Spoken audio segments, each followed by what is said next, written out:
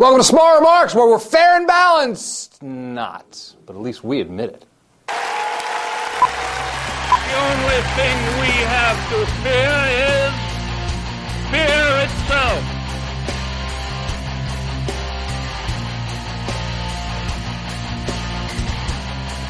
So the Obama administration launched a major assault on Fox News last week with White House Communications Director Anita Dunn calling Fox a wing of the Republican Party. They're widely viewed as, a part of the Republican Party.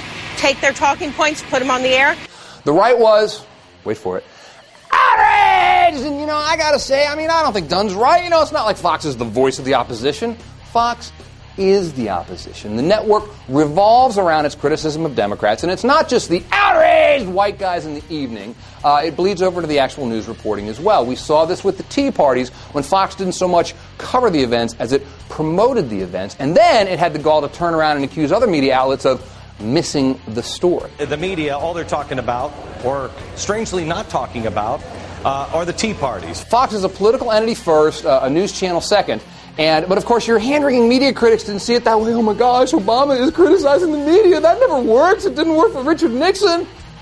Nonsense. It worked like a charm for Richard Nixon. Sure, he wasn't able to prevent the New York Times from printing the Pentagon Papers, but for 40 years, the strategy of demonizing the liberal media as nattering nabobs of negativism out of touch with middle America has worked for conservatives like a charm. It's worked so well, it's still with us today. Conservatives still invoke the liberal media, not so much because the media actually is liberal, but because they know that by doing so, they can tamp down on criticism and boost their own causes. Most of the other media, the media, mainstream media, liberal media, take a look now at what you are being called by the media. So, okay, Fox News has taken a page out of that book. Fox is a direct descendant of the Nixon media strategy. Fox could not have existed without the Nixon media strategy. But the reality is, Obama's criticism of Fox isn't intended for Fox or its viewers.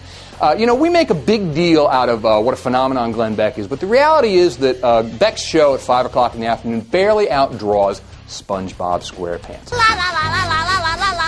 The audience for the Obama critique is the parents of those kids. It's the people who don't watch cable news, who aren't watching TV at 5 o'clock at all. Obama's saying to them, look how unfair this media outlet is. And what's going to happen now is Fox News is going to rise to the bait. Rather than muting its criticism or rethinking its coverage, they're going to ramp up their criticism. And then Obama's going to turn to middle America and say, look, this is exactly what we were talking about. You blew it! None of this is to say that the president shouldn't be criticized, because for 8 of the last 9 years, I criticized the other guy. Now watch this drive. But the dedication of an entire news network to undermining one party and boosting another really is something unique, at least in the modern era. Fox News is home of the outrage, but the Obama team is counting on the fact that once middle America gets a good look at that, they'll react to the nattering nabobs of negativism with the scorn they deserve.